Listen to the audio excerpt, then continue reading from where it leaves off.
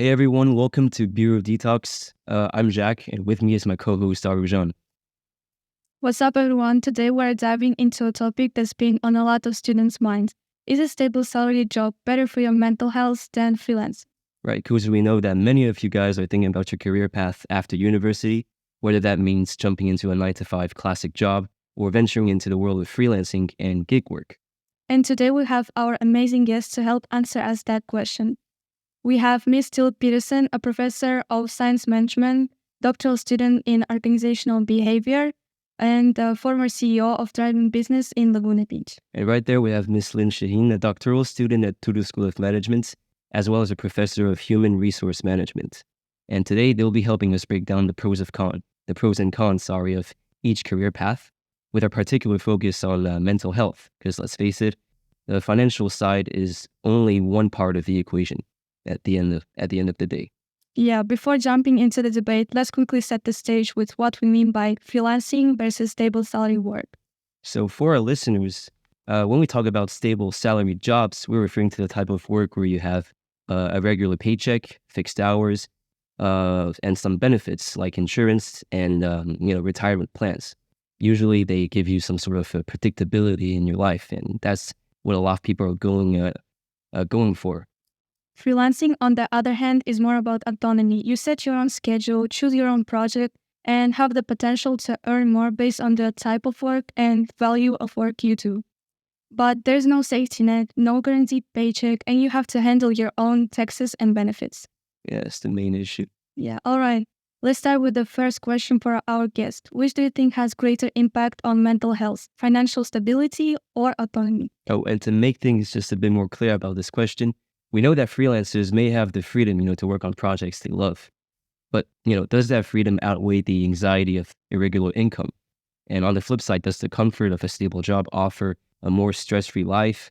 Or does it lead to, boredom and burnout?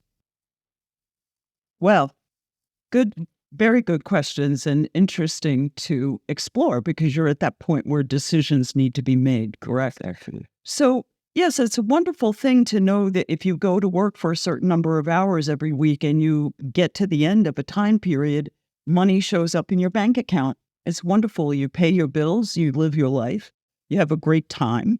But there's some drawbacks to that. Are you in the right job? Does the job fit you? Do you feel like you're making a difference? Do you feel like you're well respected? There's a lot of political, socio-emotional things that happen when you're working 9 to 5 or whatever the hours are at a regular job, which as a new worker is somebody new to the workplace that you have to get over. Being a freelancer is a little bit different if you like autonomy. If you like to pick and choose what you work on, and you're okay maybe to have, when I say a lower standard of life, I don't mean bad. I mean, maybe you live in a studio apartment and not a one-bedroom. Yeah. If those are the kind of things that you like and you want to be very creative and you're willing to go from project to project, being a freelancer can be really great for your mental health because you feel you're choosing what you do versus being told what to do every week. See, I agree with that. But which point of it? Because you covered two different ones. I think one important thing that you did mention in your introduction is that both of them have pros and cons. Yeah. And one important thing that I would like to reflect on is that it doesn't really have a perfect answer that we can give you here, but rather there are things that you can evaluate. So maybe factors that we can bring forth and shed light on that you can use to evaluate what works better for you. And at the end of the day, we are all different. So people are not the same. What works better for me might not be the same for Thilde, and what she thinks works better for her might not fall through for you guys. Yeah. So I think it's important to, what she said, to reflect that in a stable job, or what we call a stable job, the perception of stability comes from having fixed hours that you get a certain amount of money for. Now, a lot of people don't necessarily see that as stability, but rather look at it as something that traps them into a 9-to-5 job, whereas they see stability in having the effort that they put in pursuing an entrepreneurial venture reward them in certain results that they seek. So they find stability in something else. It does matter which one you choose, because the most important thing at the end of the day is that you choose what works best for you. And having said that, you look at the different factors and try to evaluate them based on you and your personality, the things that you want in life. Sometimes a 9 to 5 job can look really nice because at the end of the day, there's no risk in it. And if you are a risk-averse person, you probably don't want that instability that you get from having to seek your clients and seek your entrepreneurial success. But sometimes you also feel the drive and the energy and the motivation, knowing that nothing is certain and you have to keep working to achieve what you want. Mhm. So it's also based on different generations. Something that you didn't mention before is the differences in psychological analysis of these different types of careers. Yeah. And when you look at them from a psychological perspective, you need to see the characteristics and the individual traits that a person has to be able to see what kind of job works for them. From an HR perspective, we do that, but also we mainly focus on organizational benefits. So we don't really look at the employee, but rather try to find the employee that we want. We set out the profile of the employee and find one that works for the job. So at the end of the day, I think it's important, the topic that you bring forth, because it handles the decisions that the employee needs to make in order to see if they fit into that job or don't fit into that job. And I think, as Thilde said, it's important for you guys to think of that at this time while you make career choices, because sometimes you think that you know what you want and you pursue it because, I don't know, you saw a video online, or, being the next millionaire seems really easy. And then when you get into it, you realize the struggle is not what you anticipated. So again, pros and cons to both. And you just need to see which battles you're willing to fight. Yeah, of course. That's true. Very good. Yeah. That's fascinating. And to add more scholarly context, studies have shown that job insecurity, which is more common in freelance work, can lead to higher rate of anxiety and depression. But usually freelancers report higher rate of job satisfaction due to the autonomy they experience, even if their salary is not predictable. Yeah, I actually want to bounce off on what you all three actually said. It was about, the psychological boost that you can have with that autonomy coming from freelancing. I thought it was really interesting, despite the financial instability you may encounter when you go down that road. And this actually brings us to our next question. Which type of work arrangement, so freelancing or salary jobs, leads to a healthier work-life balance, if we're thinking strictly from the employee point of view? Do the set hours of a 9 to 5 allow for better personal time, or, does the flexibility coming from freelancing provide more opportunities to integrate work and life at the same time? Yeah, because freelancers can work when they want, whenever they want, but that flexibility means that you are never truly off the clock. On the other hand, stable salary jobs have that sense of separation between work and life. But what happens when work spills over and your personal life is affected, or you feel confined by the rigid hours? Well, interestingly enough, let's talk about time for just a minute. We have 24 hours a day. We have a boundary condition. And if you take out the amount of time that all of us should sleep to be healthy and well, which is about 6 to 8 hours, 9 hours, depending on, your circumstances, that leaves about 16 hours a day that you have to live your life and do your job, regardless of which one you select, correct? Yeah. What Lynn has stepped on, and I think is really important, is you have to know yourself. If you want to be creative, if you are willing to build a bank of business, a book of business, freelancing does not have to be a scary thing by a long shot. And you can have maybe more available personal time than work time. Look at what AI has done. For some people, AI has made their job like, boom, they're done in an hour or two if they're working on a project. And, that leaves a lot of personal time out of 16 hours. Mm-hmm. On the flip side, let's say you work for Airbus and you've got to be in at 7 o'clock in the morning and you're working until 4:30 or 5 with an hour off for lunch. Yes, you're right. You can leave the job and leave it behind, because here we don't answer the email after we walk out the door. We don't answer the phone and those kind of jobs. And that's a wonderful thing. But I can tell you from experience that while I didn't have email and I didn't have a cell phone, there were many nights I took my job home with me because of what was happening in the project or what was happening with another fellow employee. So sometimes you can't get away from life, right? So what Lynn is pointing to, which I really want to get underneath, is you have to look at yourself and make very smart answers to the questions. How do I work the best? What motivates me? What rewards me? And start there. Okay. Solid points you're making.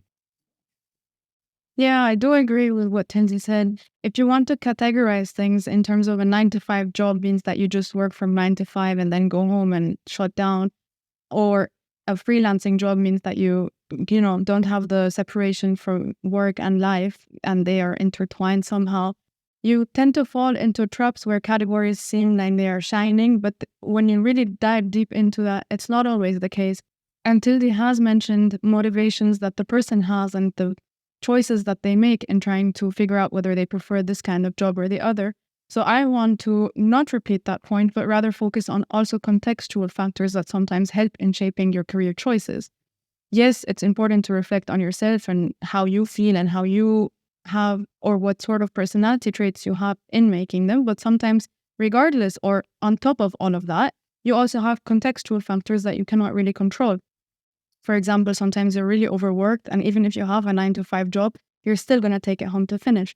And sometimes your job is really not taking so much of your time. Even if you have a 9 to 5 job, you're more relaxed at work, you're maybe wasting time socializing with friends, not something that companies really enjoy, but it does happen. So your workload is not always consistent. And it's the same when you are freelancing. You might sometimes have clients and sometimes have less or more clients. And that also affects your job and how you perform that job. Now, it is important to reflect that also in certain contexts, sometimes you have factors that influence these different decisions that you don't necessarily see from the beginning. So maybe you choose a 9 to 5 job and then things change in your life. You get pregnant as a woman, you start a family, you get a partner, and these things change certain aspects of your life that you didn't anticipate before. So it's important to also know that there's flexibility to change in your career. As your needs evolve, you have the chance to change your setting in a sense. What works for you now doesn't need to work for you in 10 years, and what works then doesn't necessarily need to be what you are now passionate about. So first, you can change what you're doing. And so it's not a decision that, yes, it's a career choice for life, but maybe it's not a decision that needs to go with you in life. And second, even if you don't change, you can end up adjusting the situation. So maybe going on flex time at your work or having organizational support for you to change certain things that help you with your work-life balance. I wouldn't say that there is one that outweighs the other in terms of preferences or a good balance. It's just up to you what you prefer and how you want your balance. Sometimes you want to work and sometimes you don't. Sometimes you feel up for it and other times you don't.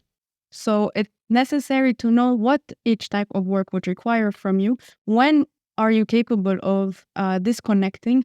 If you're a person who's able to disconnect in the first place, sometimes people are overthinkers. And even if I go home at 5, I end up thinking about my work because my work is more intellectual than practical. I don't need the computers and the softwares, but rather I need to think about my ideas and my next paper. And as a researcher, I have that a lot. So it takes active effort for you to be able to balance your work and life. And the more you do it, the more you get used to it. So it's not really a detrimental scenario where you need to pick one over the other. You just need to pick the one that works for you, I guess. And there's something that I found absolutely interesting to share to everyone, to our listeners, for example, about the evolution stuff you said. What we like and are used to right now doesn't really need to reflect what we would potentially like later. And that's something really important that most of us need to remember sometimes, to try out things. We have time. I can speak from experience. Well, also, your situations change. So maybe you don't have the capital that you would need to feel safe to enter a freelancing position. Maybe you don't have savings, but after working 10 years, you feel you have enough savings for you to quit your job and start a freelance endeavor. And then the financial stability that you get offered or that you earn, in a sense, allows you to try new things in life that maybe at this time you don't see as the right opportunities. There's more risk in them at the moment than later on. Mm-hmm. I think there's another factor that's very important that nobody's spoken about, and that is the politics and the geo situation around you. As a young person coming out of university, you have to assess what is happening in the country you live in or in the community you live in or nearby that might affect what way is also a good way to go. I have been through in my career recessions and inflation and different sorts of factors that when you're young, still in university, you're impacted by it, but maybe not directly. You will be directly impacted by the things that are happening around you governmentally. So it's another factor to think about in your own. There's who you are, which is what Lynn's talking about. There's the company. What's the company like? Or what's the project like if you're a freelancer? But then there's the world in general. What's happening in the world? And Lynn just said it. Maybe you want to save up for 10 years for something you want to do next. So you have to kind of not be linear about it. You have to be more organic about what you're thinking about as you make these first couple of decisions. Now let's talk about social interactions. Stable jobs typically offer a built-in social network, colleagues, team projects, or office interactions, but does that necessarily mean better mental health? Yeah, and we know if we take the freelancers versus stable salary jobs again, freelancers, well, in my opinion, they usually work solo, most of them. And that usually leads to feelings of isolation. At least that's how I would see it. But on the other hand, they might get more control with who they interact with and avoid the potential office politics and the stresses that derives from it. So in the end, which is actually healthier, but only concerning that part. You know what makes a difference? You. Really? I have been both. I have had my own company by myself, having to bring my own business in. And I have been parts of small, medium, and large-sized companies. In every single instance, you have to deal with other human beings. You don't get a project that comes from heaven laying on the table and it says, Thilde, work on me. It doesn't happen like that. The best thing you can do for yourself, for your mental health, is learn how to interact with people regardless of what your position is, regardless of which side of the fence that you're on. So I would strongly suggest that would be something that you take a look at, for sure. I'm sure. I do agree with that, but there's also in my opinion, there's the fact that when you're a freelancer, you do interact with people, but it's very rare that you become friends with your clients or you go out to have a drink or a bite with them. It's more that you interact with them to finish the project or do the work that they're asking. And then by the end of it, maybe you are on good terms and that leads to another project in the future. So it's not really the common case that you become friends with your clients. Whereas at work, in a lot of instances, you do have opportunities, especially if you work in a bigger organization where there's more people that you interact with, that you get to choose your friends in the company and then you make social interactions accordingly. Maybe they're not your best friends, but at least they're good colleagues that you can gossip about work with. Sometimes you just want to talk about your boss. There's something bothering you. There's a project that you're working on and something's not going well.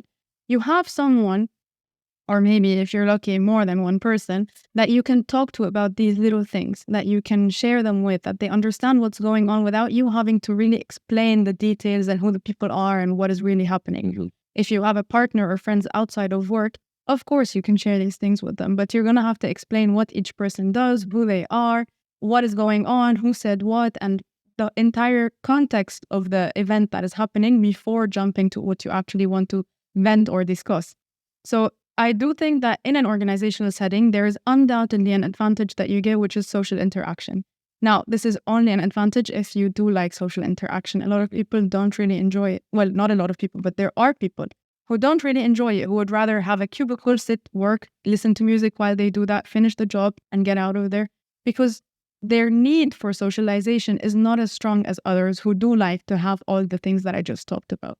Mm-hmm. So in that case, maybe being a freelancer, while it doesn't offer you the opportunity to have friends at work, it does offer you the freedom that you enjoy without the need for socialization. So as Thilde said, it does go back to you, but I cannot take away the context in which you work, because yes, we exist as individuals, but we exist within spheres and within different contexts. So we need to pick the one that works for us, but we also need to know what our preferences are and how we work and how we enjoy doing different things, for you to be able to manage that difference between your preferences and the context. Because everything that we are considering, we are thinking about in ideal scenarios where you get to pick the perfect job at the perfect time with the perfect salary. And that's very rarely the case that you get everything that you want. So there's a big part of it that relies on you and you knowing how to handle and manage different things, whether disappointing or not. Maybe they are, on the contrary, more pleasing, but you still need to know how to manage them, how to make friends and how to live without them, how to have office relationships and how to live without them. Because at the end of the day, even if you do have friends at work, they might leave the company, and then what do you do? So you need to know how to balance different scenarios because they will all appear at some point in your life. And there's no one steady route that you can take that will always just work for you. I think it's important to be flexible in that sense and to realize that, yes, there are advantages that are offered in an office setting that are maybe not in a freelance one, but there are also advantages in a freelance one. You can have more social spheres that are not related to your work, maybe people who change your mood because you're always working and thinking about your work, maybe people who are disconnected from that and who you can sit with and talk about something completely different. So it's a balance and you need to pick them, I guess. Yeah. So in any case, you can choose your connections, right? You can maintain with a connection with whoever you want, whether it's in freelancing or in okay. That's correct. All right, that's nice. Well, I guess to wrap things up, we can get a bit more personal if you guys consent to it. Of course. Perfect. So I know we already covered a solid part of this whole debate, this whole conversation already. But based on your experiences, working with clients and also in your own careers, which do you think ultimately contributes most positively to better mental health in the long run? Only your personal opinions on this. I think, sorry for taking on this one, but I think it depends on what factors into your mental health. So are you seeking financial stability because at this moment that you are considering things, you're not very financially stable? Then the most important thing I would tell you is for you at this time is getting a good salary, maybe a fixed one. So if you think this is what you are most concerned with at the moment, having a way of ensuring that results in a better mental health for you. But if your most important thing at the moment is you're, let's say, financially doing okay, financially stable, then securing financial stability might not be your most important thing, but rather following your passion. And let's say you have an idea and you want to develop that idea, then you say, well, I will spend 2 years. These are my prime years. I will put in the effort, put in the work and, open my own business and run it. Then what matters to you is that, and what contributes most to your mental health is you staying passionate and staying driven about your work. You might not find that in a 9-to-5 job because more or less that job is tailored not according to your preferences, but according to what the organization wants. So again, you need to think of what is the most important for you at each stage of your life. That is not only when you are making career decisions, but at each stage of your life, the most important things that are appearing to be the most important to you, at least, are the things that contribute to your mental health. Balancing them, ensuring that they exist and how they exist, having the security from knowing that you have achieved them or that you are working towards that, leads to a better mental health. For me, because you said you wanted to get a bit personal, for me, I know that what I want is to be an academic for the rest of my life, or at least from my perspective today, for the rest of my life, I want to be a researcher and I want to teach. And what I am doing now is not looking for financial stability because this career is not the most financially rewarding, but at least for me, it is professionally rewarding. I find the flexibility in terms of the hours, the joy of teaching new groups of students, of meeting new people, of lecturing minds that are, vibrant and young and energetic is something that I enjoy and that leads to my better mental health, as opposed to finding a job that maybe with my qualifications can earn me a lot more money. And that is within the same context of the same country, let's say. In France, if I choose to work for a company, I will start with a basic salary that is way higher than what I would get starting in academia. But my priorities are to be an academic. And accordingly, my mental health is better knowing that I pursue a less financially rewarding career. So it depends on what the person wants, I guess. So basically, you're following your passion right now. Right now, no. I will tell you in a few years if something changes. But for the moment, yeah, for sure. It's very nice. That's very interesting, Lynn. What do you think, Thilde? Well, I want to say two things. First off, I do back up what she just said, but I want to go back a little bit. And the first thing is that you have a responsibility to care for your mental health, obviously. And as you step out of the university, one of the things that I see sometimes is that many young people are paralyzed by analyzing all of these different opportunities and where you are and what you want and what's going on. And sometimes I think we have to cut through the noise of that and just choose your first job, regardless of which side is on. Is it a freelance? Is it a 9-to-5? You have to pay the rent. You have to put clothes on your back. You have to put food in the refrigerator. Take a job. Don't be afraid, because that job is not the one you're probably going to have for 50 years, just like Lynn has pointed out. So do something. Don't be paralyzed by it. The second thing I want to offer is try to go to work as soon as you possibly can before that leaving of the uni. And what I mean by that is, I don't care if it's babysitting or working at the grocery store or whatever. The minute you start to generate income, the minute you start to have money of your own that you made with your own hours and your own talents, regardless of what it is, that's the sort of like the paving of the way to get to graduation and say, okay, now where am I going? And that sense of being able to take care of yourself to do those things helps you, number one, with your mental health. You've got money in your pocket. Number two, you have the freedom to not be scared about what decision to make. I showed up in New York City. It was a Sunday. I interviewed on Monday. I got a second interview on Tuesday. And on Wednesday, I started with a law firm I knew nothing about. I stayed for 4.5 years. It was a great opportunity. I could have waited and, tried more interviews and more things to do. But no, I took the first one because they wanted me. Let me go.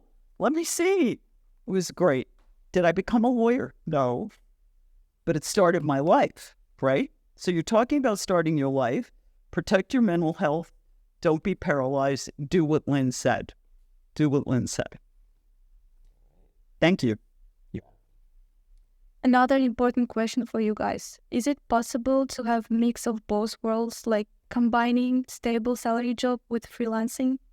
And do you have experience on that? I don't have personal experience on that, no. But I do think it is possible. Why not? Yeah. To be honest, a lot of things are possible in life. But is it sustainable? I don't think so. Yeah. I think by combining these two things, you are losing on the advantages of both. Maybe some advantages you gain. So maybe you have, your social circle at work and then your social circle as a freelancer, but you are putting effort in both. And both of these roles take a lot of energy from life. Mm-hmm. And one of your questions was about work-life balance. They take energy, they take effort, they take strength. And this comes at the expense of your life balance. So you've kind of put that completely out of the equation, trying to focus on two jobs together.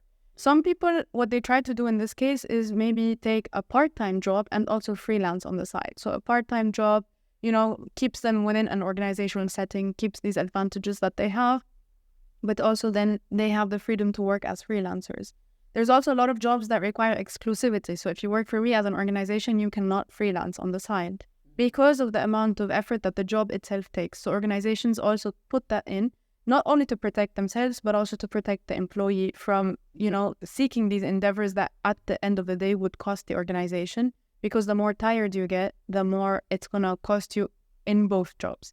So I do think it's possible if you really want it and you really want to do it for some reason that, is beyond me, because I cannot imagine having two jobs at the same time. But some people do. Sometimes need creates this for you.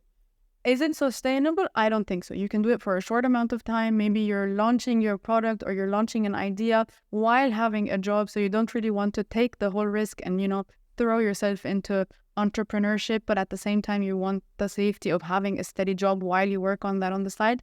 Okay, it's doable for the short run. But for me to tell you that I see a world where two careers can run simultaneously for a long period of time, having both a freelance part of it and a full-time job, I don't think that's sustainable now. At least not for healthy individuals, my opinion. And do you have an opinion on that? Like, what career path would you choose? Not specifically on combining both, but on the second question, for me, I think currently I'm more into freelance because I think that it's really influenced by life stage. Currently, I don't know, I don't see myself in 9 to 5 job. I'm more about being in the moment, like Generational differences. Generations ago, you would never hear someone say that, but I think with social media, with generational differences, people are seeing an easy approach maybe, or a more compelling approach for them to make freelancing up. And TikToks, videos on Instagram that show you how easy it is for people to make money are sometimes deceptive. So it's also important to not fall for that trap, because it's not always so easy to be a freelancer.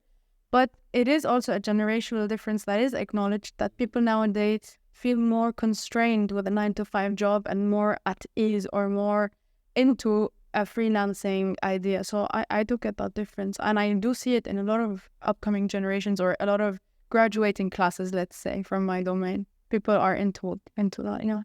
what about you, Jacques? What's your preferences here?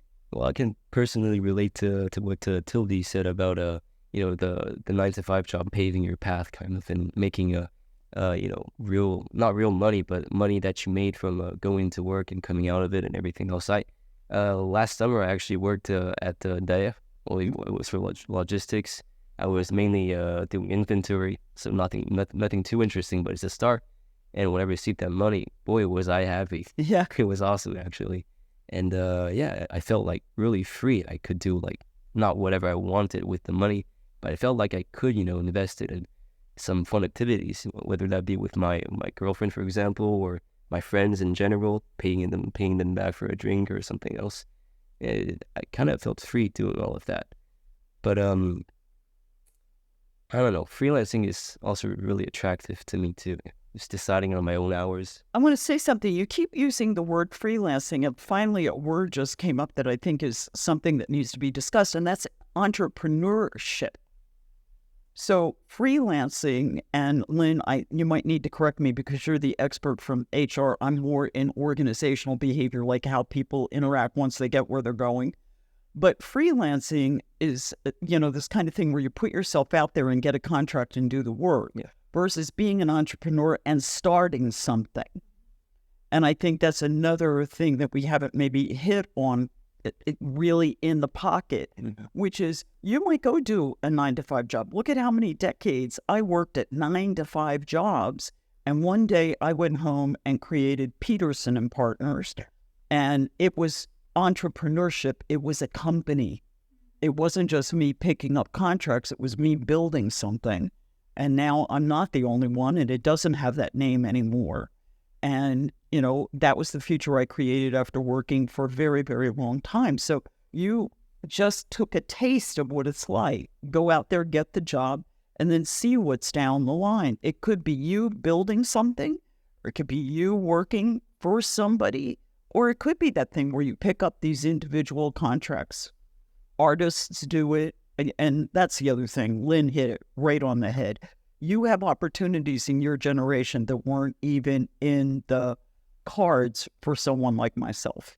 Yeah. I think in a lot of my answers, I did sort of shape them to fit both freelancing and entrepreneurship. And the definitions that Thilde gave for both are very accurate from an HR perspective. But I think one difference when you're entering the work field is that for freelancers, you do have the degree, you do have the education, you don't have the practice. And for you to be able to freelance, you need to have seen the work physically, have done the work physically for you to know how to handle it, how to best perform it, and how to approach it. So finding clients as a freelancer is not the same as finding people interested in your entrepreneurship endeavor. You can always come up with an idea and develop it and become the next entrepreneur, yes. And for that, you don't really need the experience, but rather you need the knowledge and the drive to pursue that endeavor. For freelancing, in my opinion, you need to at some point have done the work where someone was there to correct you, to improve it, to help you with it, so that when you open your side job or your side freelancing thing, whether it's full-time or as a side to another job, you know how to give the best that you can. You know that someone has corrected this and now you are performing at a better level. Because for you to attract these clients, for someone to seek you personally to do something for them as a freelancer, that means you need to have earned that trust from people, in a sense, by achieving several times through maybe standard work or putting it on your CV, or, you know, having the qualification that you have done the experience as well, not just the knowledge. Because for freelancing, when it's sort of a job, maybe a freelance designer, a freelance graphic designer, let's say, they need to have graphic design something before with a company or whatever, that they can say, well, I have done the job and this is the quality that I produce at, and now is the chance for people to want me to do the work without having to go through a trustworthy company. Okay.